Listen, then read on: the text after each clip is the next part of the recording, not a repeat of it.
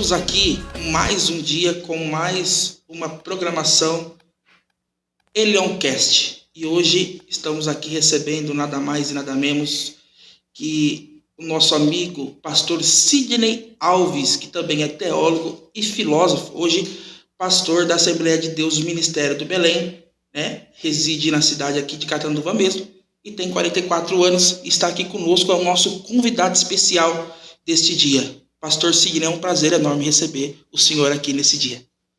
Maravilha. Paz do Senhor, a satisfação é toda nossa estar aqui no Elioncast, participando deste programa e também, desde já, antecipando nosso agradecimento pelo convite aí do pastor Maicon, pastor Bianca, e eu tenho certeza que tem muita coisa boa aí para a gente estar hoje discutindo aqui nesse lugar. É isso aí, é um prazer enorme recebê-lo aqui também. E pastor Sidney, o senhor era da capital, né? O senhor veio para Catanduva, faz quanto tempo que o senhor reside aqui? Na verdade, vim da capital já faz praticamente, acho que uns 13 para 14 anos. Eu vim da Zona Leste, vim ali de Hermílio Matarazzo, e faz esse tempinho que estou aqui já praticamente, quase já 14 anos. Legal. E quando o senhor veio para cá, o senhor veio com um título, né, de ex-macumbinha. Por que esse título? Da onde que surgiu isso? O ex-macumbinha ele surgiu pelo fato de um passado que eu tenho. Acredito que todo mundo tem um passado. Com certeza. E esse passado eu particularmente vivi um mundo obscuro do espiritismo. Eu sou ex-médium, sou ex-filho de Ogum e Oxóssi. E eu andava com muito colar de macumba quando eu era jovem, né? Então quando eu tinha mais ou menos meus 14 para 15 anos, eu andava mais de 8, 9 colares de espíritos, né? De cores branca e vermelha, verde, que cada um significava uma entidade. Então por isso que o pessoal me chamava de macumbinha. E aí pegou porque também eu fui num culto à tarde na Assembleia de Deus do Ministério do Belém, ali no setor 31, dentro de uma favela, quando uma irmã profetizou para mim, dizendo que quando eu gravasse o meu primeiro material, que no caso foi uma fitinha que eu tinha, né? Antes surgiu o DVD, surgiu o CD, para que eu colocasse ex-macumbinha, porque através do meu testemunho muitas pessoas iriam ser transformadas. E também é verdade que quando falava com ex-macumbinha, vinha pregar, muita gente vinha por curiosidade, e quando via o ex-macumbinha era um baixinho de 1 metro e tralalá, né? E mais, através desse título, né, a gente trouxe muitas pessoas para Jesus, mas o mais forte, lógico, é o poder da palavra que transforma. Rapaz, então você fazia parte ali, você cultuava ali a deuses estranhos, então você era um médium, recebia entidade, como que é que funcionava isso? Além de receber entidade, também fui ogã, eu toquei atabaque, né? E eu pertencia à Federação Espírita. Por que a Federação Espírita? A Federação Espírita, você tem que participar quando comprova que realmente você recebe entidade. Então você passa por testes lá dentro, aí quando prova que você realmente está recebendo entidades, aí você recebe uma credencial da federação, igual hoje uma credencial de obreiro, de membro, que pertence a uma instituição. Então, para eu se tornar médium, eu tinha que, na realidade, fazer teste. Mas, desde criança, eu sempre tive visões, pesadelos, eu via espíritos, mas hoje, graças a Deus, a gente vê ainda alguns espíritos, né, contando a vida de algumas pessoas, né? Mas agora a gente repreende no Jesus. Mas hoje o maior espírito que nós temos, o maior contato é o Espírito Santo. Legal, legal. E como que você veio pro cristianismo? Como você conheceu o evangelho? Como você conseguiu sair desse meio, né, que hoje está crescendo também, né, atualmente no nosso Brasil e no mundo, né? É uma crença que vem crescendo. Como que você saiu, se converteu, conheceu a Jesus Cristo realmente? Como que foi a tua conversão? A minha conversão foi baseada que, assim, eu particularmente antes de ser espírita, eu sempre gostei também do catolicismo. Então eu participava da missa, via o padre pregando e tinha vontade de pregar. E por via, até quis fazer seminário para ser padre, porque sabendo que o padre não podia casar, cai fora, né? Lembrando. Mas assim, o que mais me chamou a atenção foi para a igreja pelo fato que um dia eu tomei bastante cerveja, eu estava muito drogado no dia, e eu fui parar no hospital. Acordei, estava no hospital. Quando eu acordei no hospital, eu falei, a partir de hoje eu vou entregar minha vida para Jesus, porque naquela época tinha muitos cultos na televisão, como a Igreja Universal, Sim. E a Igreja Universal naquela época estava muito tal, e até por sinal sou nas águas pela Igreja Universal. Meu batismo foi dia 5 de maio de 1997. Então, dali, entreguei minha vida para Jesus. Entendi. Bom, você já fez parte disso, né? E eu quero te fazer uma pergunta, às vezes meia inusitada, mas você que fez parte disso, você deve saber. Macumba realmente existe? Pega nas pessoas? Biblicamente, a gente vai ver que o mal ele existe, tá? Nós temos o Salmo 91, que numa praga chegará a tua tenda. Mas, assim, macumba, esse nome é um nome que os espíritas não gostam que fala desse nome, porque, né, que eles não fazem macumba. Lembrando que existem várias ramificações do espiritismo. Nós temos a Umbanda, nós temos a Quimbanda, nós temos o Candomblé, porém eu já toquei no Candomblé de Angola, Candomblé de Queto. Quem conhece o espiritismo sabe o que é Angola, o que é Queto. A diferença é que Angola toca na mão e Queto toca na varinha.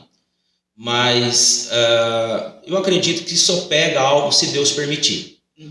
Como eu estava dentro do terreiro, eu vi às vezes lá, por exemplo, pessoas querendo fazer trabalho para outras pessoas. Aí eu lembro que a entidade fala assim, eu preciso ver um homem lá de cima se ele autoriza ou não. Então tem coisas, você pode ver a história de Balaão. Balaão foi lá, ele jogou encantamento, porque a macumba não é simplesmente você ir numa encruzilhada, no cemitério, ir numa cachoeira, não. Você pode, através da sua boca, você amaldiçoar alguém. Às vezes tem gente que está sendo amaldiçoada não é por uma macumba, é por alguém que jogou praga. Então por isso que a gente tem que estar revestido do poder de Deus. Legal, então quer dizer que depende do homem lá de cima. Do homem lá de cima, segundo a fala espírita, né? Legal.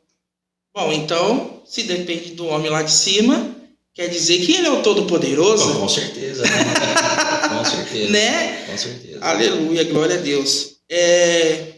E você tem algum testemunho forte, assim, que você viveu no teu passado, né? Porque você nasceu num berço evangélico? Não nasci num berço evangélico. Eu nasci, na realidade, num berço católico, mas, porém, praticamente mais o espiritismo do que o catolicismo. Entendi. Né? O único testemunho forte que eu tenho, assim, que complementa junto, fora tudo isso aí, foi minha prisão, né?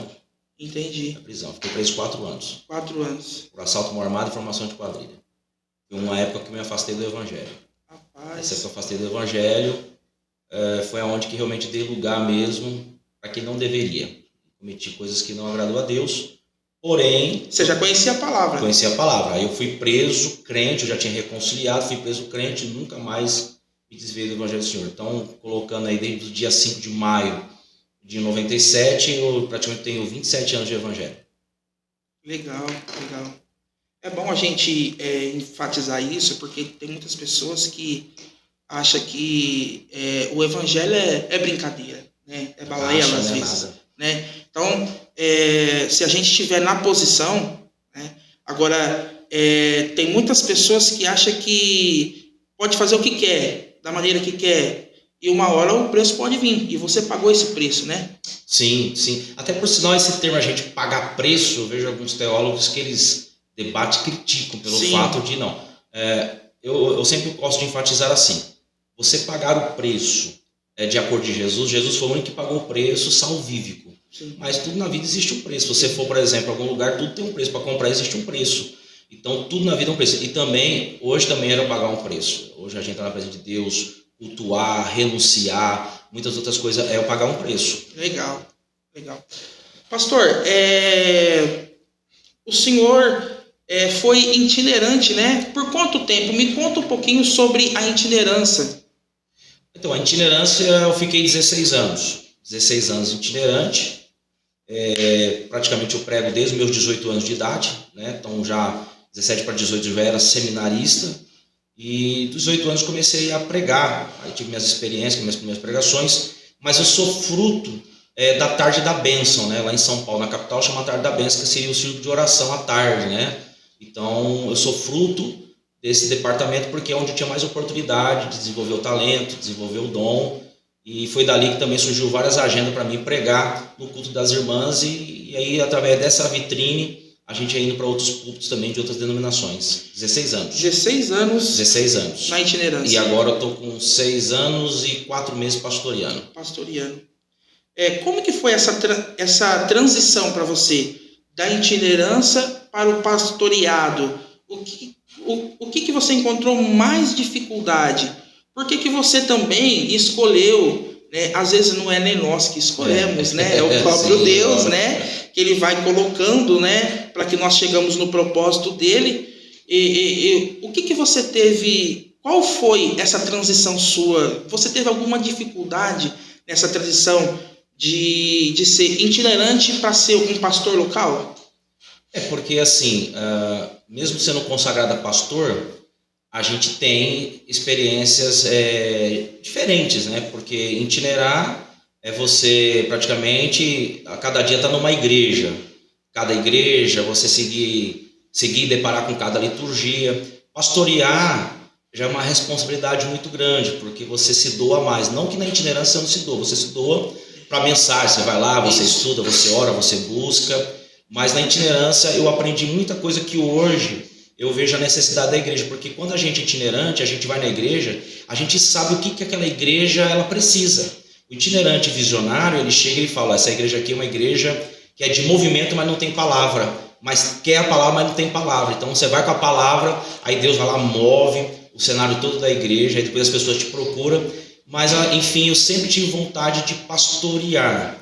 Mas no período da pandemia, Deus já foi trabalhando, né? No período da pandemia, foi trabalhando bem antes um pouco, e aonde minhas agendas começou a fechar, não estava entendendo, falei, mas não estou em pecado, nada, mas era o próprio Deus querendo que eu tivesse dirigindo uma congregação. E aonde o meu pastor-presidente, o pastor Agenor, aqui do Ministério do Belém, Campo 1207, Catanduva, falou, eu estive orando e Deus falou para que você tivesse dirigindo uma congregação.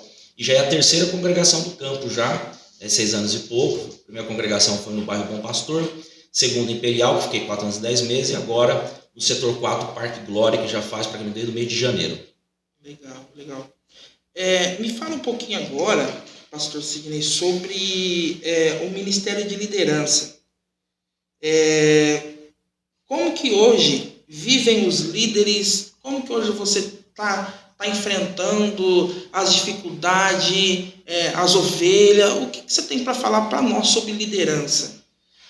Se eu falar sobre liderança, vai fazer uns 3 livros aqui hoje.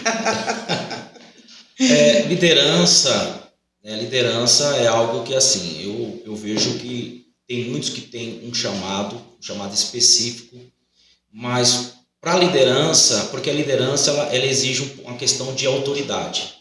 E eu vejo que hoje as lideranças não estão tendo muita autoridade, hoje as lideranças estão à mercê da membresia e às vezes quer usar a autoridade como líder, mas tem medo de às vezes perder as próprias ovelhas, né, para os membros. Então às vezes procura, não vou dizer assim essa expressão, fazer uma vista grossa, procura ser maleável.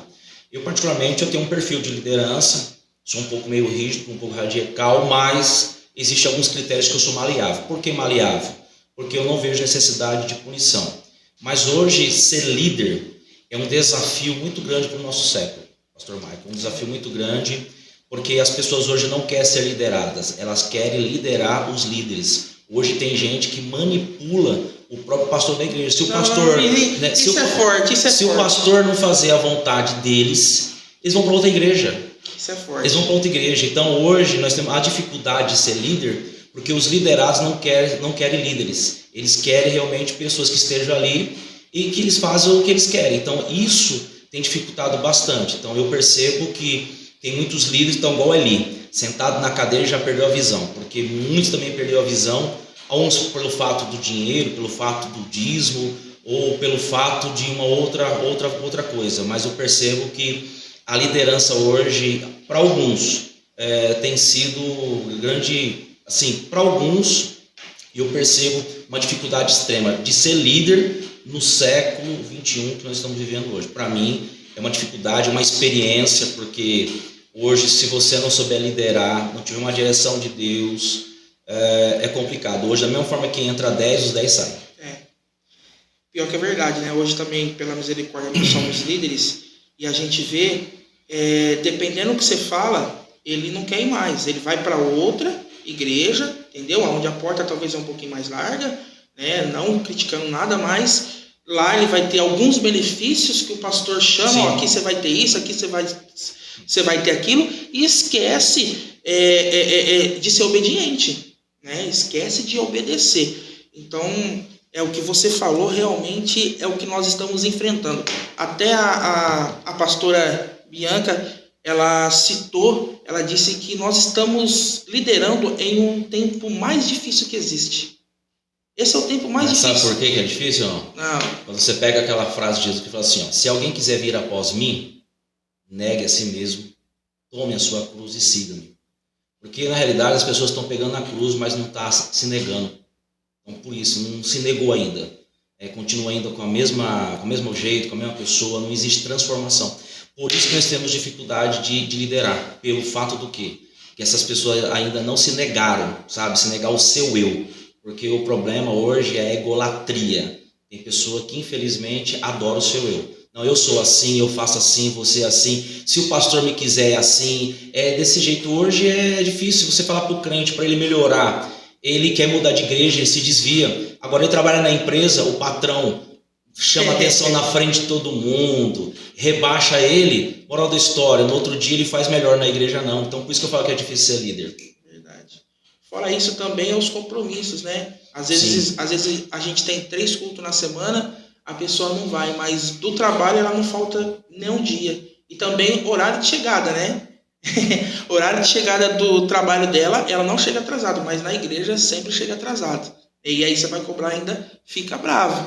Quando eu era mais jovem, a pergunta era, chegar atrasado no culto é pecado? Só é pecado se você tem uma hora de antecedência e você não chegou no horário. Agora, se porventura você tem que ter gente que pega ônibus, tem gente até chegar em casa, mas o problema é que tem algumas irmãs, às vezes, que é uma guerra com espelho, né? E vai, e troca de roupa, e é complicado, né? Então, aí acaba chegando atrasado, mas eu sempre aprendi que o crente chega um pouco antes para orar. Sim. E a gente vê hoje que eles chegam depois da oração, eles não vêm para orar. Isso. Né? Hoje eles querem chegar lá, já dependendo, você sabe que a igreja canta 3 hinos da harpa, ele já chega só na hora da palavra devocional. É isso mesmo. Já vem meio que preparado, né? Não, eu já sei que tal hora canto o hino, até tal hora, se eu chegar a tal hora já cantou os hinos da harpa mesmo, porque eu não gosto dos hinos da harpa, né, tal, eu chego na palavra, já tá bom, né? E já tem lugares, principalmente assim, eu digo como Assembleia de Deus, que já estão mudando, já estão tirando os hinos da harpa. Verdade. Já estão tirando a harpa e criando um outro modelo. Verdade. Mas você sabe uma coisa, eu tentei tirar. A gente tentou tirar. Acha? Tentamos tirar sim. A gente experimentou fazer umas 2 semanas. Mas foi um negócio tão triste, sabe? Parece que o Espírito Santo estava aí. E aí? Não é assim. Né? A Assembleia de Deus não é assim. E aí parece que o culto não andava, né? Isso foi bem logo no começo. Por quê? Tinha pessoa que ela não gostava de cantar o hino da harpa, ela fugia de cantar. Aí, às vezes, ela tinha oportunidade de louvar o hino da harpa, talvez ela sabia que ela não ia ter oportunidade de louvar outro hino depois, porque ela já teve essa oportunidade. Então, a gente estava com essa dificuldade. E aí, a gente começou a tirar, mas, sabe, parecia que alguma coisa estava aprendendo. Falei assim, não, nem se precisar eu louvar o hino da harpa, eu vou louvar, né? Então, aí a gente voltou com os hinos da harpa e, assim, é uma coisa que parece que está faltando, né? Se você tirar, parece que está faltando algo dentro do culto, né? Sobre os hinos da harpa.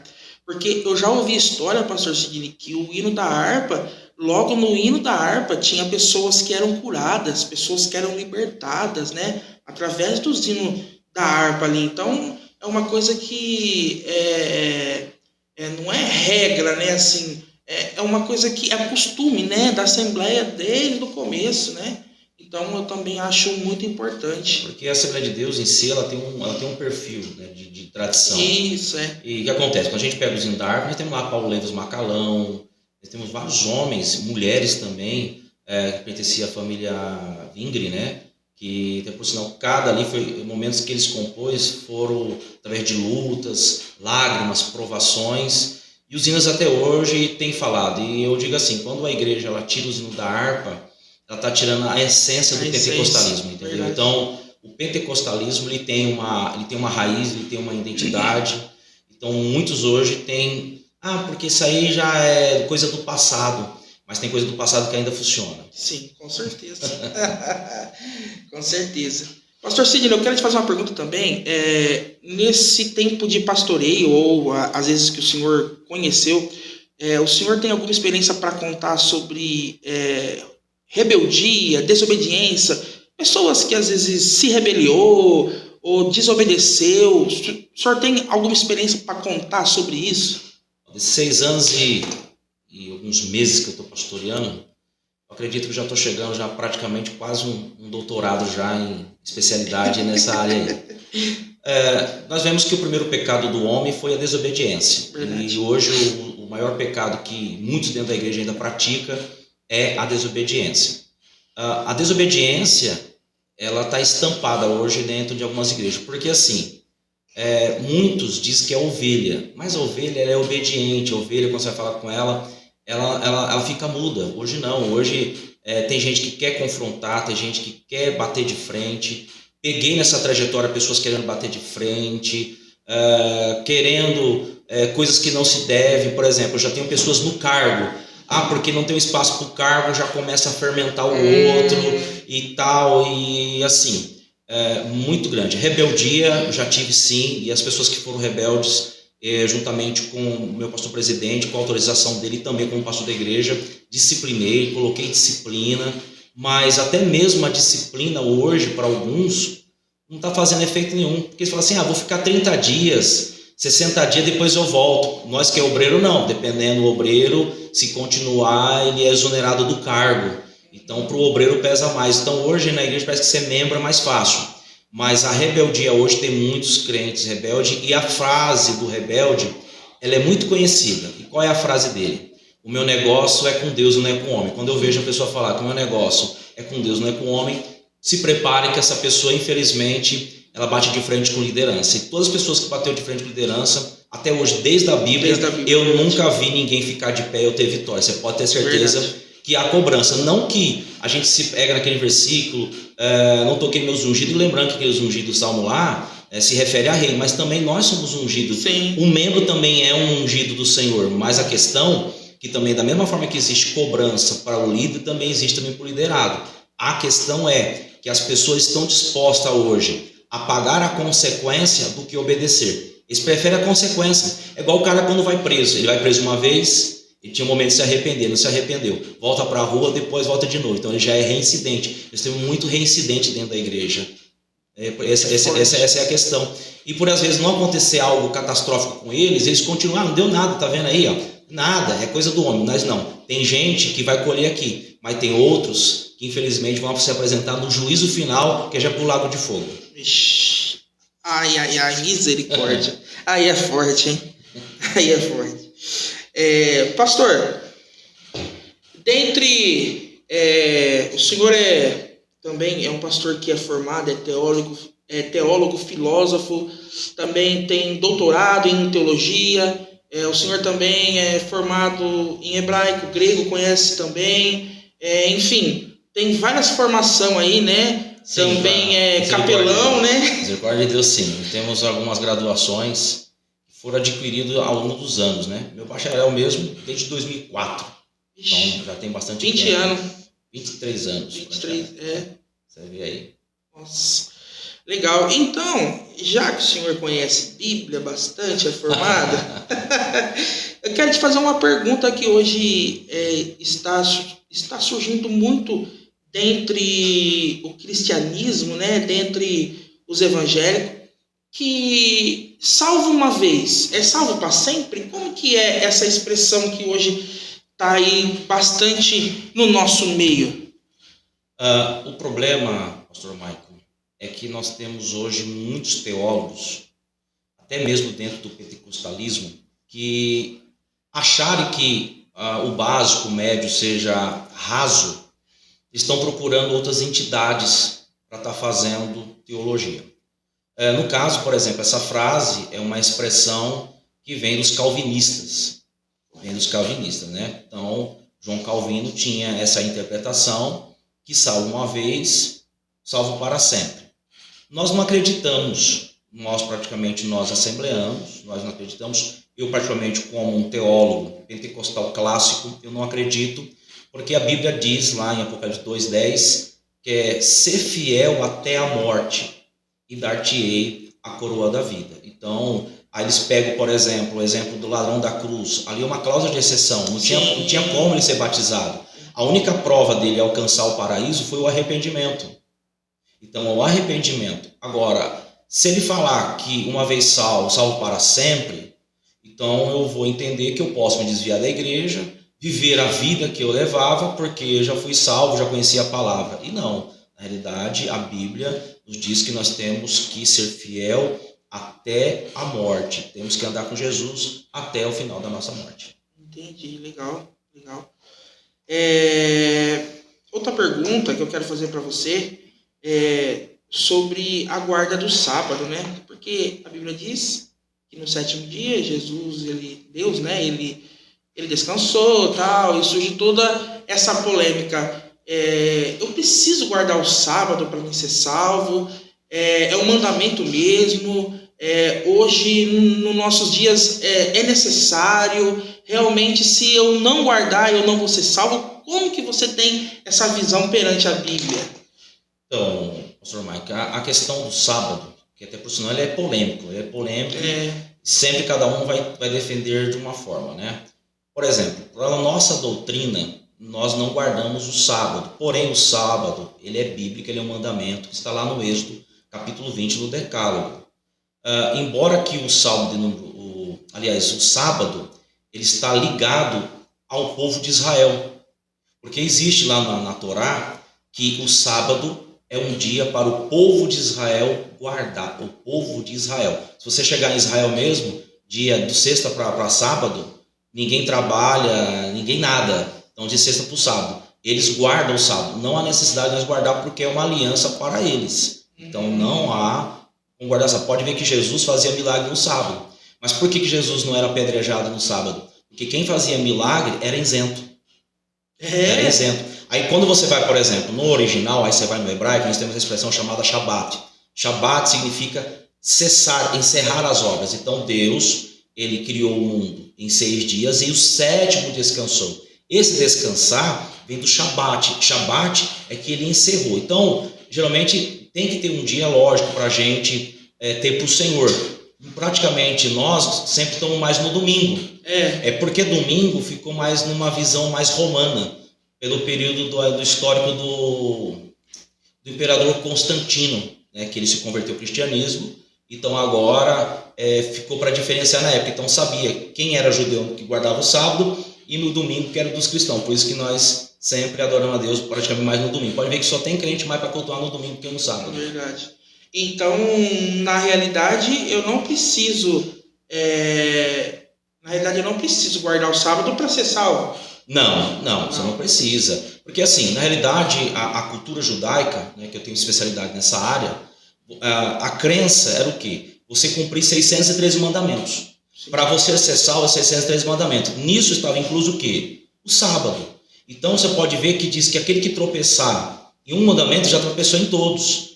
Então nós hoje somos salvos por causa da graça. A graça. Então nós temos a lei e a graça. Não que por causa que hoje nós estamos no tempo da graça que eu tenho que desprezar a lei. Que hoje tem uma confusão com os crentes, que tem que desprezar. Não, não é uma área, mas vou entrar aqui. Eu não dou o dízimo porque está na lei. Não, mas porque está na lei. Mas ele quer o Salmo 23, ele quer a bênção do Salmo 91. Todas as vezes que tiver Deuteronômio 28, ele quer. Então, nessa hora serve. E na realidade, não. Então, você não vê na Bíblia nenhuma proibição de que você não deve dar o dízimo. Então, a gente tem muitas outras coisas também que a gente percebe que muitos crentes estão fora. Por quê? A internet, para quem sabe usar a internet, para quem não sabe é a infernet. Hoje eles estão desprezando o nosso culto de ensino. Verdade. Que a gente prepara, a gente faz pesquisas. Verdade. E eles desprezam para ouvir às vezes um outro camarada que é de uma outra igreja e que às vezes não tem compromisso nenhum com a palavra. Então o que convence é o que está predominando hoje. Entendi. Igual tem crente que fala assim: pastor, crente pode beber, só não pode embriagar. Daqui a pouco está tudo fumando maconha, porque já em outro país já é cultura. Verdade. E parece que até liberou aqui, né? Uma lei lá, parece que até liberou umas gramas aí. Meu filho, mas tem igreja que põe fuma até charuto, irmão. É verdade. É certo, É verdade, eu vi esse dia um pastor, ele defendendo o outro, porque no final do culto ele deu charuto e parece que um copo de cerveja lá, um negócio lá, e o povo começou a criticar, né? Eu falei, meu Deus, que mundo que nós estamos, né? São as igrejas que nós chamamos de porta larga, por isso que Jesus falou, que entrai pela porta estreita. O que é porta estreita? É porta que tem renúncia. Porta larga conduz à perdição. Então hoje, para essas igrejas, por exemplo, hoje tem igreja que bebe, que fuma e não dá nada. Hoje eu conheço pessoas que, por exemplo, estão em círculo de oração, que bebe e fuma e o pastor não fala nada. Fala, não, deixa aí, quem faz a obra é o Espírito Santo, mas eu como pastor, eu tenho autoridade de melhorar aquela vida. Sim, orientar, né? Orientar, nós estamos aí para orientar, mas as pessoas não querem ser orientadas. As pessoas hoje, por exemplo, a igreja não permite eu fumar, eu vou para a igreja que fuma. É por isso que hoje a liderança está um pouco meio defasada por surgimento de muitas igrejas. Muitas igrejas. Muitas portas largas. Bom, o senhor citou um tema aí que é muito interessante também. Eu quero que o senhor fale um pouquinho sobre dízimo e sobre oferta.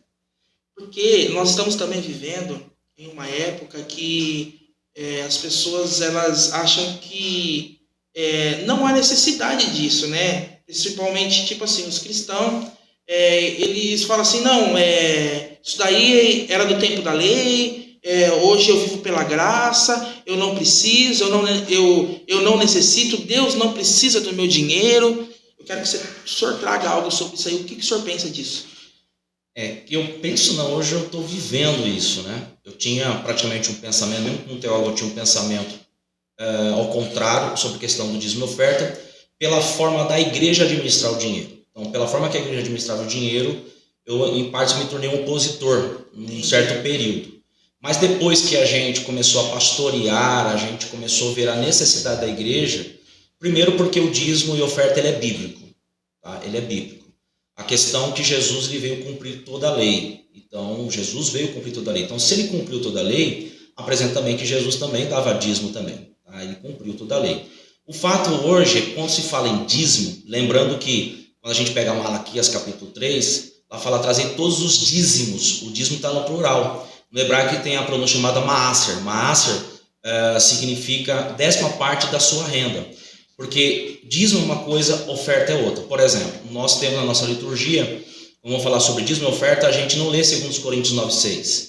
A gente lê Malaquias 3,10. Porque se eu ler 2 Coríntios 9,6, ali é uma oferta voluntária. Eu não estou dando uma oferta, eu estou dando o dízimo. A oferta sim, o que propõe no coração. Por exemplo, eu tenho R$30 na carteira. Não, eu vou dar 20 como oferta e 10 eu deixo aqui guardado na carteira e o meu dízimo mensal. A questão é que hoje nós temos muitos crentes avarentos. Avareza.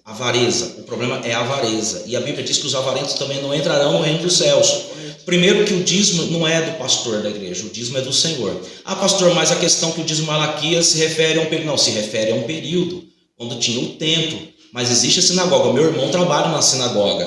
Meu irmão segue o judaísmo, meu irmão trabalha na sinagoga. Lá tem dízimo e lá tem oferta.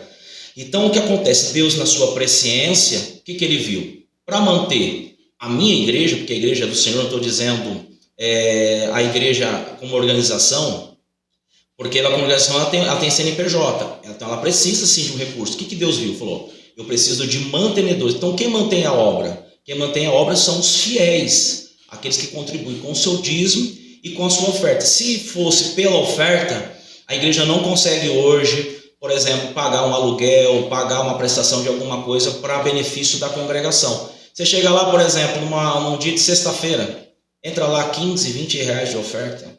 Como que você coloca no mês, como que você vai? Agora o dízimo não, o dízimo já praticamente já dá para saldar algumas contas. Então hoje, o primeiro passo que a pessoa que é membro de uma igreja, ele precisa saber para onde vai o seu dízimo, no que está sendo investido. Independente se o pastor investir em tal situação, ele deve contribuir. Então essa é a nossa orientação. O que eu ensino para a igreja? Que o dízimo é 10%, então está aqui o envelope. Na hora de colocar, é você e Deus. Porque se você não sabe, quando a gente olha para a Bíblia, por exemplo, para o dízimo, dependendo se você roubar, você não é condenado. Ali não tem condenação para quem é dizimista, para quem não dá dízimo. Não tem condenação, tem maldição. Maldição é diferente de condenação. Quando você vai para a ceia, quem toma a ceia de qualquer jeito é condenação. Sim. Agora ali é maldição. O que é maldição? É o mal em ação. Para repreender, por exemplo, espíritos que atuam na vida financeira, porque existe espírito para tudo hoje, tá? É lógico que Deus deixou nós como mordomo, então nós temos que saber administrar o dinheiro. Então, você recebe lá 100%, 90% fica para você e 10% para Deus. Hoje não, aí eu vejo hoje a pessoa fala assim, pastor, eu não tenho condições de dar o dízimo. Ai, pastor, é uma luta de dar o dízimo. Mas eu falo para você, se ele estivesse no mundão, estivesse devendo para o traficante colocaria 15 dias no prazo, ele fazia de tudo para pagar. Aí tem gente que fala assim, pastor, eu não tenho condição de dar o dízimo. Mas você vai lá no Facebook ou no Instagram, tá comendo no melhor restaurante, tá comendo na melhor pizzaria. Aí você vai ver lá, gastou mais de 300, 400 reais e não tem coragem de abençoar a obra de Deus. Então, também, muitas igrejas têm fechado por devido os membros também não contribuir. Às vezes você vê lá a igreja com ar-condicionado, com melhores cadeiras, mas ainda a igreja está pagando, a igreja ainda está lá. E tem gente que, no dia que você fala, vamos fazer arrecadação, vamos ajudar, todo mundo estamos junto, mas na hora quando chega o dia, é tanta desculpa e dependendo, tem gente que se você cobrar, ele sai da igreja. Verdade. Mas assim, o dízimo ele não serve para salvação. Se caso eu não der, não quer dizer que eu não vou ser salvo.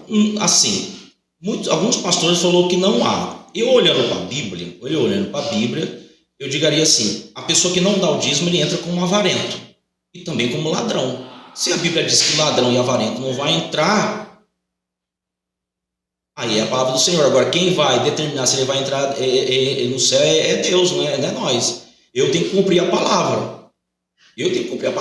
Porque lá fala, vós tem me roubado. Opa, roubado.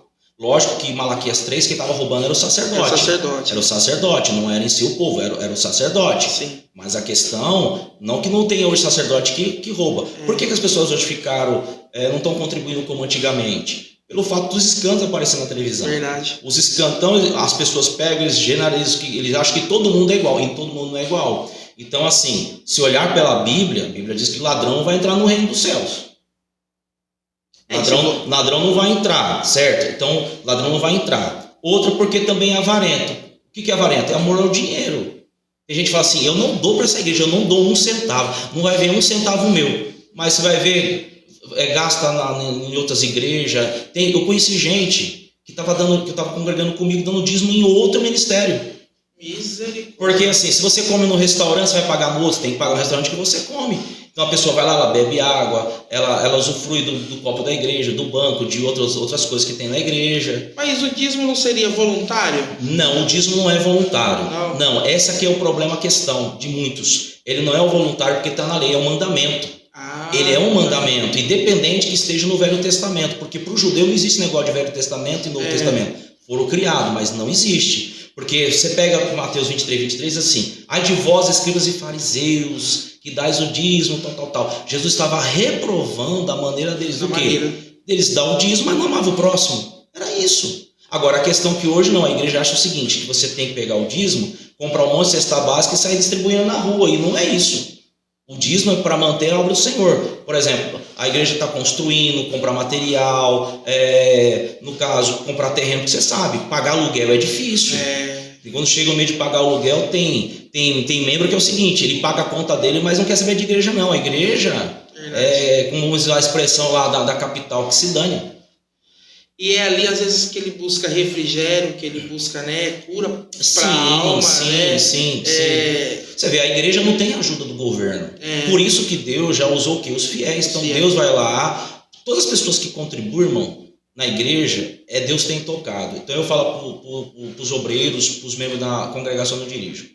Vocês cuidando de mim, eu cuido de vocês. Então, é aquilo, se vocês não querem que eu saia para atender a agenda, para suprir, porque eu também tenho família, eu também como, eu também bebo, me visto, então comece a contribuir para que eu possa me dedicar mais a vocês, porque pastorear hoje, você tem que se dedicar, você tem que fazer visita, chegar lá, o casal está arrebentado, estão para se divorciar, você chega lá com a palavra de Deus, uma orientação de Deus e um casamento restaurado. Então, para nós, isso tal. Mas aquilo, o carro não anda com oração, anda com combustível, E outras coisas, porque às vezes também a gente acaba ajudando na obra. Você vê lá na cidade da obra, a gente tira do bolso, vai lá, compra uma tinta, compra uma cadeira nova, compra uma situação para benefício da igreja. É assim mesmo.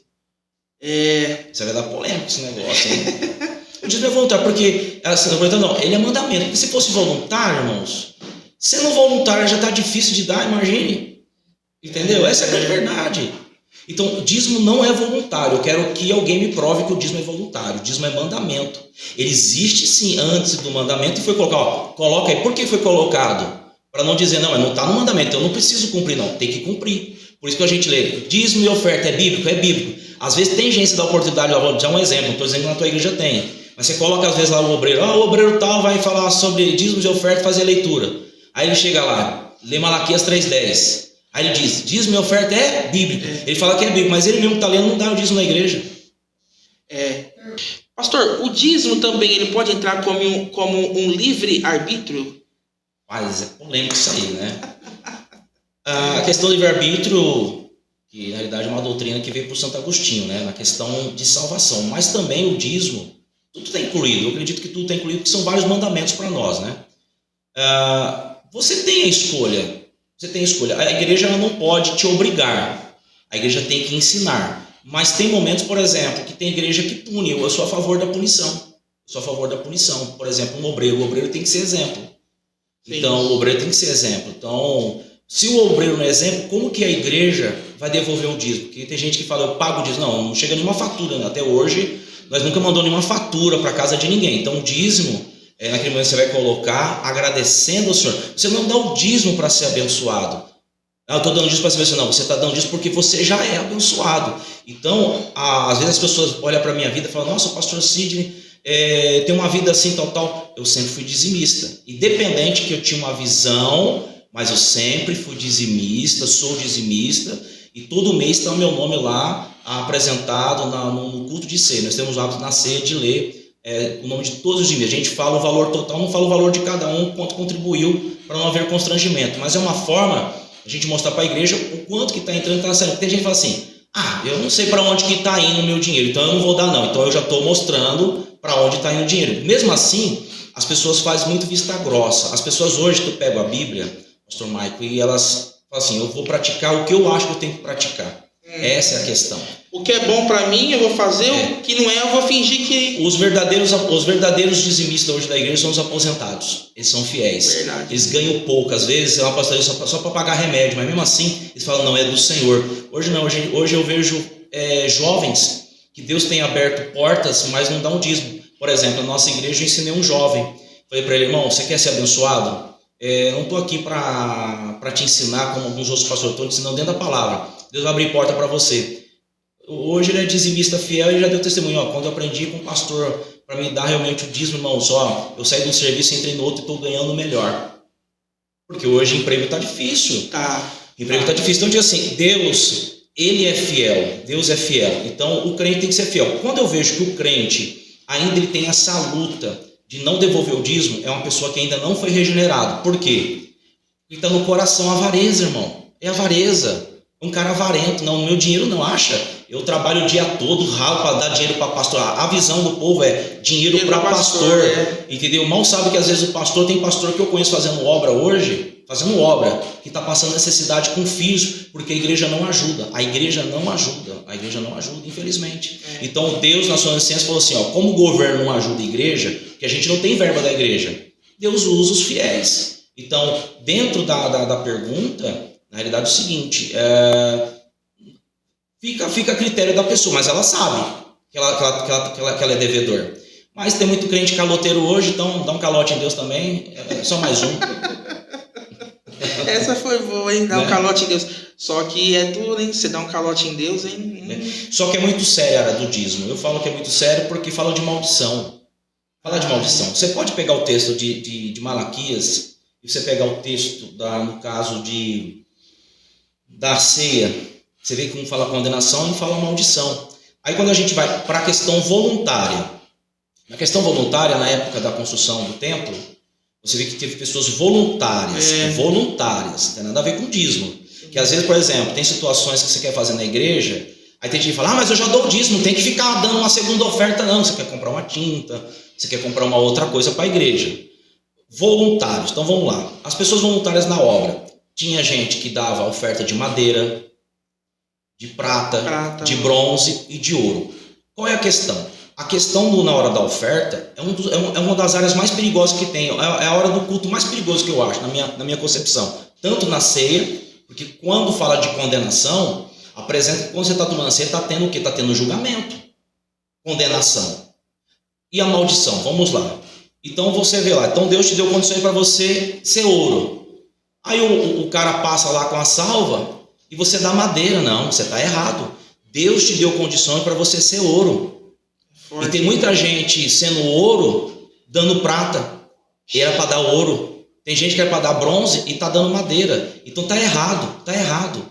Está errado, infelizmente está errado. Então quando entra nessa área, tem gente que prefere sair da igreja. Eu vou para a igreja que lá não dá dízimo. Não, lá dá dízimo, mas de uma forma camuflada. Ela não fala sobre dízimo, mas lá entra dinheiro. Toda igreja tem dinheiro sim. Toda instituição. Até no Saravá tem. Senão... Até no Saravá tem, até o médio paga. O médio paga. Eu pagava a Federação Espírita e pagava a mensalidade do terreiro. Se eu não pagasse a mensalidade do terreiro, eu não podia receber o santo, eu não podia entrar na sessão. Estou te falando para você. Olha aí. Ou seja, lá tem mais ordem do que às vezes dentro da casa de Deus. Então hoje dentro de Deus você não pode falar nada porque eles não querem ver essa expressão, obrigado. Não, tem que ser voluntário. Vai voluntário, muito voluntário, vai voluntário. Por isso tem muita igreja sofrendo. Aí entra na questão do líder. O líder tem que mostrar, irmão, funciona de tal forma. Então, aparentemente, eu particularmente, quando eu assumo uma igreja, eu dou uns meses para a igreja colocar em dias, seja obreiro, seja membros.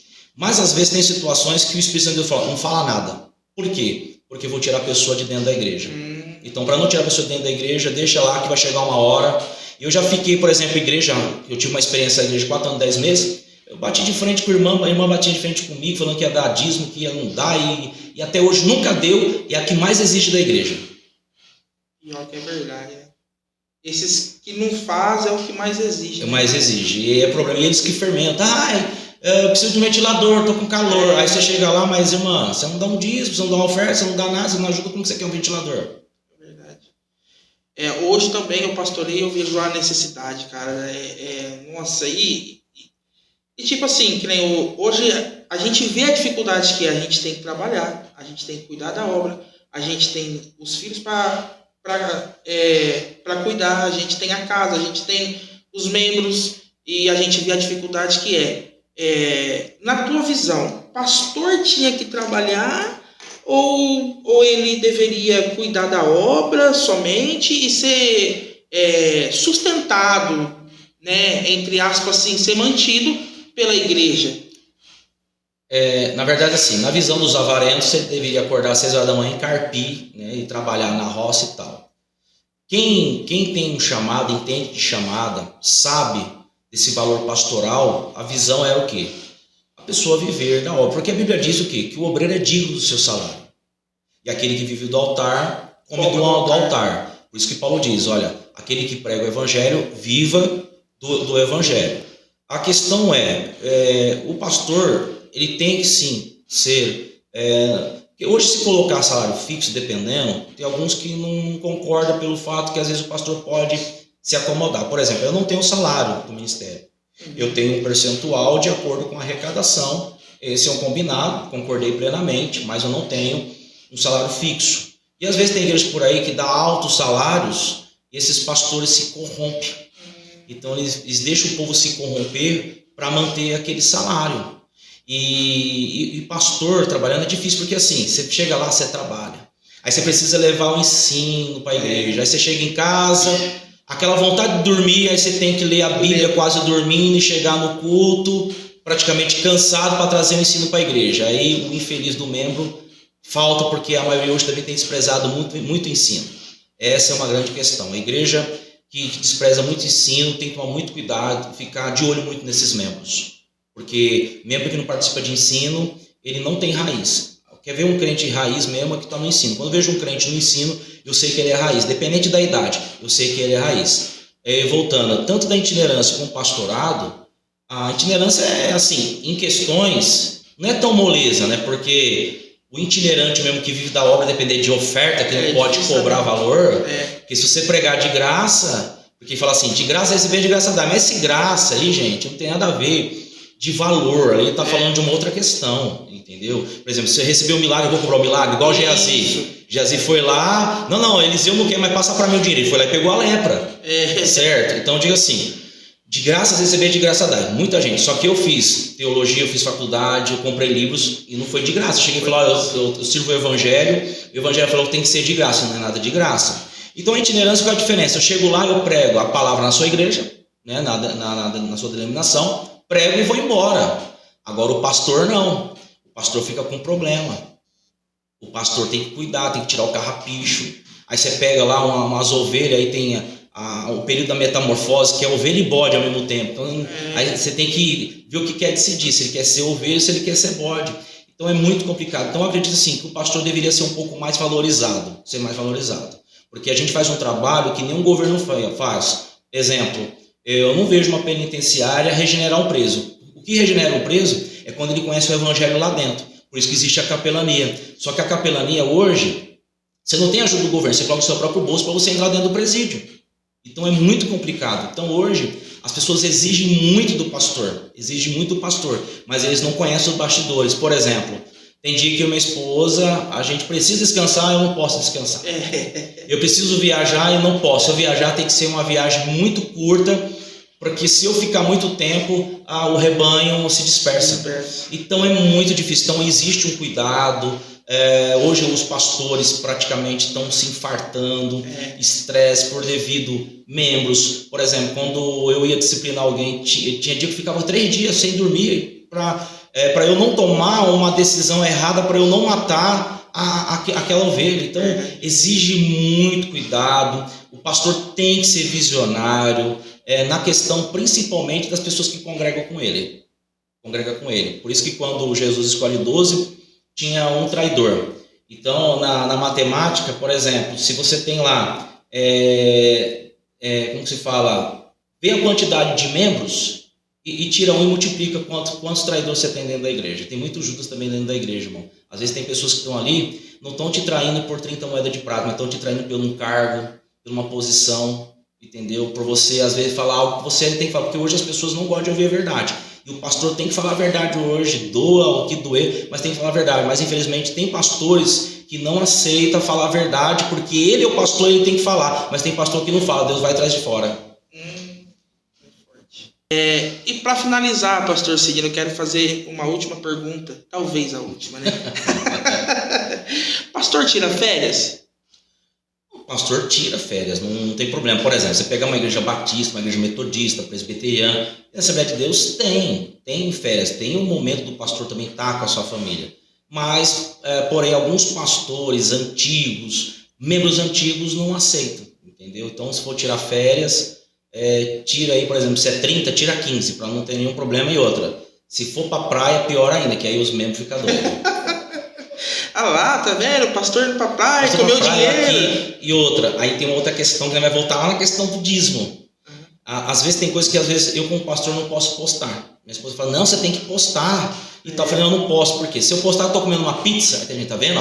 O pastor tá comendo a pizza, com o meu dízimo, e não é com o meu dízimo, não é com dízimo. E às vezes sim, eu recebo do dízimo. Né? Mas assim, às vezes eu recebo de uma pregação, uma situação, eu tenho o direito de comer. Agora, se ele não come pizza, porque ele é munheca, é problema dele, gente. Tem pizza aí de promoção, vem até com refrigerante. Verdade. Né? Mas não, hoje se você postar que você está com sua família no shopping, alguma situação, existe igreja que o dízimo cai. É verdade. Então a gente hoje não consegue falar assim, não, a gente vai parar de trabalhar, né? E hoje também eu vejo essa necessidade, né? Hoje eu tenho essa visão, eu falo, rapaz, por isso que às vezes a gente, nossa, mas aquela igreja há tanto tempo lá não vai, por quê? Porque o pastor ele trabalha 12 horas por dia, como que ele vai cuidar? Como que ele vai fazer visita? E às vezes não tem obreiros. Não tem obreiros. E às vezes tem obreiro, mas tem obreiro que não gosta de fazer a obra. Ele gosta de ser obreiro, mas não fazer a obra. É verdade. Pastor Sidney, agora para finalizar mesmo, eu queria que o senhor trouxesse uma recomendação para os pastores de hoje que estão desanimados, né? Referente ao pastoreio, porque é muita luta, é muita prova, tal, é muita dificuldade. O que o senhor tem a dizer, alguma reflexão para os pastores de hoje?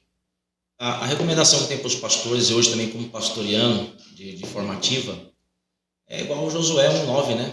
Esforça-te e tem bom ânimo. Então, se esforçar e tem bom ânimo. Eu sei que tem momentos que as pessoas acabam ficando desmotivadas pelo fato que às vezes não cresce o número de membros. Às vezes tem muitos pastores que têm muita qualidade, têm conhecimento, têm uma chamada pastoral, mas às vezes não conseguem encher a igreja. E encher a igreja não é um sinônimo de uma confirmação de chamado. Eu prefiro às vezes estar lá uma quantidade mínima, mas sabendo que aqueles ali realmente falam a língua da Bíblia, falam a língua do seu pastor. E tem muito pastor sofrendo hoje pelo fato da ingratidão, pastor Michael. Eu sei que você já passou por isso. Você vai lá, você ajuda a pessoa não tem nome, você vai lá, ajuda de forma honra dentro do ministério, amanhã ele vira o seu inimigo. E você continua sendo amigo, mas ele continua sendo o seu inimigo. Então, o que eu recomendo é aquela escalinha que nós aprendemos. Primeiro, Deus. Segundo, família. E terceiro, igreja. Tem muito pastor que ele se doa muito para a igreja. Então, ele tem que entender quem deu a vida pela igreja foi Jesus, nós não. Então, nós temos que cuidar da igreja, cuidar do rebanho, mas também, principalmente, cuidar da família. Às vezes, tem muitos pastores que dão aconselhamento para casais, mas não vivem um casamento com a sua esposa, vive mais, às vezes, por exemplo, pastor que tem filhos, aconselha o filho dos outros, mas não consegue aconselhar seus próprios filhos. A gente vê hoje muito isso, filhos de pastores crescendo e estão crescendo, mas não quer ficar dentro da igreja. Não quer ficar dentro da igreja porque o pai se doa muito para a igreja. Então, tem os seus momentos, como estava falando naquela hora, tem que ter férias, tem que curtir a família, tem que incentivar, mas tem muitos pastores hoje que, infelizmente, se pudesse entregar o cajado, entregaria pelo fato do quê? Por causa da tamanha rebeldia das pessoas. As pessoas não querem saber de nada. Porque quando eu assumi a igreja, foi muito engraçado os primeiros dias. Eu acho que deve ser coisa de todo pastor. Quem será que vai cultuar hoje? Aí você chega lá, você pensa que vai ter um monte de gente, aí tem 4, 5, aí até... Você fica naquela expectativa, quem vai estar no culto hoje? Aí você chega, fulano vai estar, fulano faltou. Rapaz, eu pensei que fulano ia estar. Verdade. E às vezes tem pastores tão desmotivados, porque você encoraja os obreiros, gente, vamos pro culto, gente, vamos tal. E infelizmente isso também tem desmotivado muitos pastores. Eu falo para você, entre o pastoreio e, no caso, a itinerância, tem muita gente que hoje não quer o pastoreado, pelo fato da tamanha responsabilidade, porque ele fica preso. O itinerante não, então o itinerante ele vai lá, ele prega, Jesus opera, e ainda ele é abençoado, e na igreja não, o pastor dependendo tem que pagar a conta da igreja, e dependendo vai pro vermelho. Verdade.